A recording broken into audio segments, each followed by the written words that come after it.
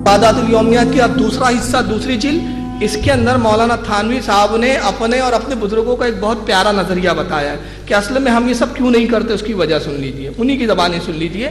मैं सफ़ा नंबर बता दूं इसका 526, जिल्द नंबर 2, किस्त नंबर 5 और मलफूज नंबर 9393।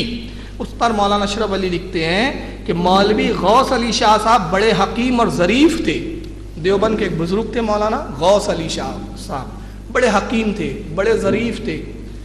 इनके सामने दूसरे को दुआ दी कि ईमान की सलामती और आक़िबत बखैर, आक़िबत कहते हैं आखिरत को, यानी ईमान सलामत रहे। थानवी साहब ने एक को दुआ दे दी किसी शख्स को, इनके सामने गौस अली साहब के, जो देवबंद के आलिम थे, देवबंद के बुजुर्ग थे, कहा ईमान तुम्हारा सलामत रहे और आखिरत तुम्हारी बखैर हो, यानी अच्छी हो जाए, आखिरत सवर जाए। मौलवी साहब ने पूछा, यानी मौलवी गौस अली साहब ने पूछा, भाई इसकी हकीकत भी मालूम है, यानी ईमान की और आखिरत की हकीकत भी मालूम है जो दुआ दे दी तुमने? अर्ज किया आप ही फरमाइए। इस पर फरमाया कि ईमान की सलामती तो यह है कि पेट भरकर रोटी मिल जाए। ईमान की सलामती क्या है? कि पेट भरकर रोटी मिल जाए, और आकिबत बखैर यह है कि खुलकर पाखाना हो जाया करे, बस यही बड़ी नेमत है।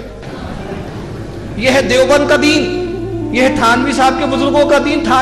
थानवी ने अपने बुजुर्ग साहब से यही लिया था कि जनाब ईमान की सलामती है कि पेट भर के रोटी मिले, और आकिबत बखैर ये कि खुलकर पाखाना हो जाए, यही बड़ी नेमत है, इसके सिवा कुछ नहीं चाहिए।